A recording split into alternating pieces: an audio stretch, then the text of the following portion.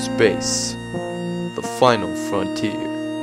These are the voyages of the Starship Enterprise, its continuing mission, to explore strange new worlds, to seek out new life and new civilizations, to boldly go where no man has gone before.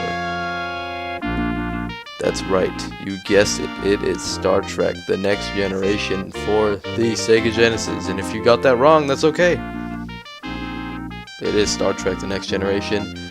Echoes from the past for the Sega Genesis, and from what you can tell, this game makes a pretty good first impression. Like, look at that. Nice, classy music from the TV series, and I'd say it's pretty crisp. It's nice and clear. For the 16-bit era, it's pretty great. So you start out in the bridge of the Enterprise, just read the captain's log. And so basically the main storyline here is that the Romulans lost a research vessel. I believe that's what it is, and they keep crossing into the neutral zone.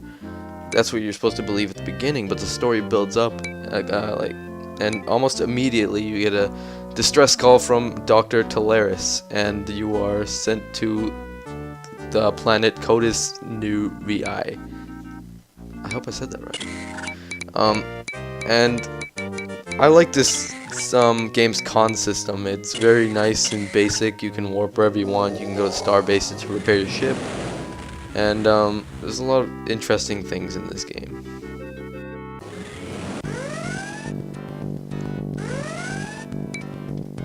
Along the way in your adventure, you will encounter many enemies. And for example, here we have enemies crossing into Starfleet territory. And you can speak to them in whatever way you want. You can change what you want to say and cycle through.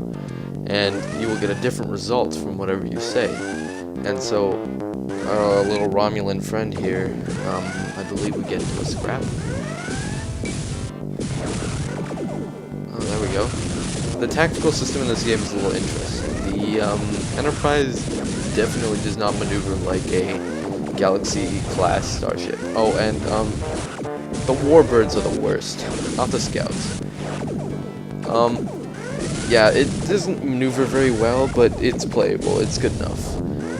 You can see your damage systems on the side, photon torpedoes, and what you're fighting at the bottom, and their shields and everything. Of course, if that happens, it kind of sucks.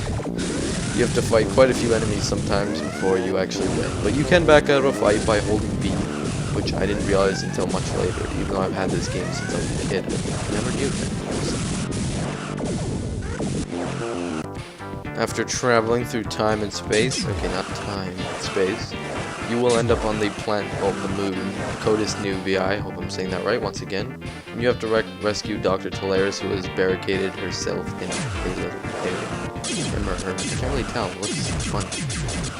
And so you fight Romulans with your phaser, and it's okay to pick Captain Picard for your earlier missions, because when he dies it's game over basically, but as you can see this is not a very hard mission. Ground combat is very interesting. It's quite basic, as you saw, shooting Romulans with phasers, and it's very easy. It's not too bad. I like it. I like the ground combat, but mainly I like the space combat because it's fun to mess with Romulans. Later on you do see more enemies, but this game it's kind of hard to get very far. That's why it took so long to get this review up, because like it's a little difficult, yeah, but it's not that bad.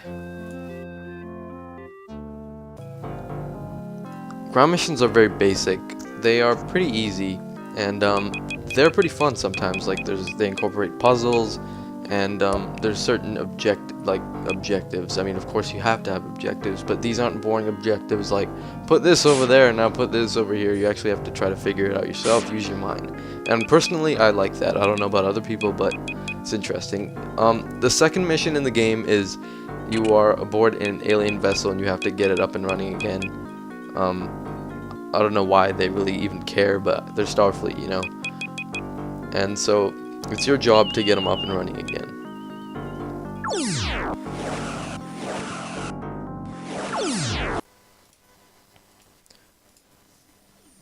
Probably one of the worst missions in the game. This is the moon level, the third level, and you have to rescue some miners from some very odd looking aliens. The objective is to find 10 miners, and you also have to find some minerals on the side. You don't have to, but they make you come back for them later, so it's smart to grab them before. You would see them on the walls, but you have to use Geordie LaForge.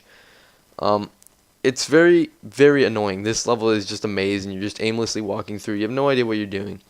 And it's very, very poorly done. The fact that they do it twice just shows how lazy they were when they came to these levels. The rest of the game is absolutely fantastic, but I was way too frustrated to pass this level. I've done it before, but this is probably the worst level in the game.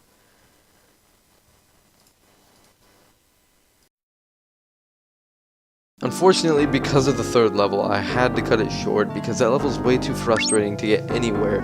I've done it before. It's easy, well, if you're committed to it, it's easy to get past it. But unfortunately, I was not committed to it, and it would take much too long. And you have to find if you don't want it to take any time, you have to file a guide very closely, and that's just annoying. Sorry I had to cut this short, and I know it's been a while, and this is like the first thing that I've actually edited and uploaded. You will see better things, it's just I haven't had much time. I probably will have more time now, but thanks for watching my reviews. You will see much better things in the future, and I will keep you guys posted. Thanks for watching.